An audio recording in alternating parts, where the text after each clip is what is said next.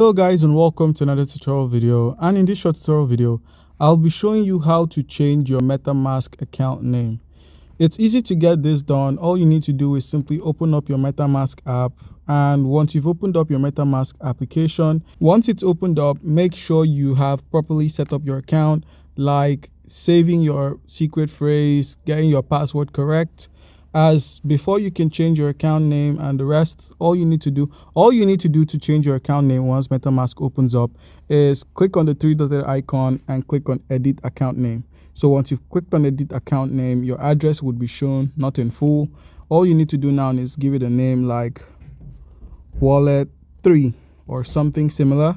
And once you've entered the wallet name or the account name, all you need to do is now simply click on save.